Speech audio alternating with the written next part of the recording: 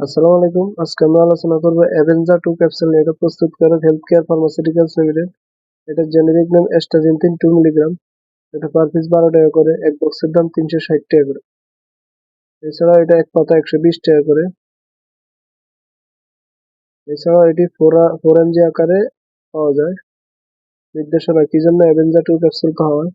শক্তিশালী অ্যান্টিঅক্সিডেন্ট হিসেবে হৃদযন্ত্রের সুরক্ষা রক্ষায়, ইমিউনিটি রোগ প্রতিরোধ ক্ষমতা বাড়াতে, ত্বকের সুরক্ষা ও উন্নতি সাধনে, সূর্যের ক্ষতিকর প্রভাব থেকে ত্বকের সুরক্ষায়, মস্তিষ্ক ও কেন্দ্রীয় স্নায়ুতন্ত্রের সুব্যবস্থা রক্ষায়, পার্কিনসন ডিজিজ, চোখের সুস্বাস্থ্য রক্ষায়, দেহের প্রদাহ কমাতে, ইনফার্টিলিটি ঝুঁকি কমাতে।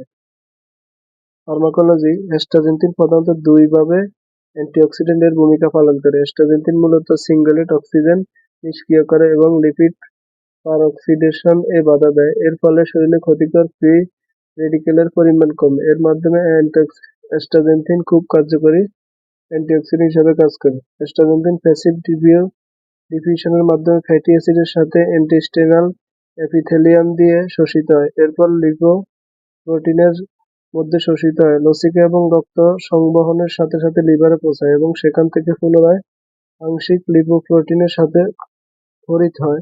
70% এর অধিক অ্যাস্টাজেন্থিন রক্তরসের মধ্যে থাকা হাই ডেনসিটি লিপোপ্রোটিন সংরক্ষিত থাকে।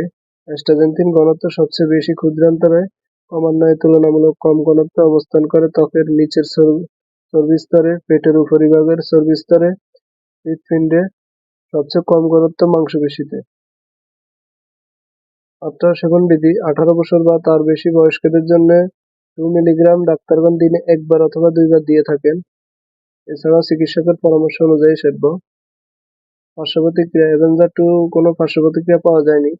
গর্ভাবস্থায় স্তন্যদানকালে অ্যাভেঞ্জার 2 গর্ভাবস্থায় স্তন্যদানকালে ব্যবহার থেকে বিরত থাকতে হবে। সতর্কতা: অ্যাভেঞ্জার প্রতি যাদের অতি সংবেদনশীলতা আছে তাদের ক্ষেত্রে অ্যাভেঞ্জার প্রতিনির্দেশিত।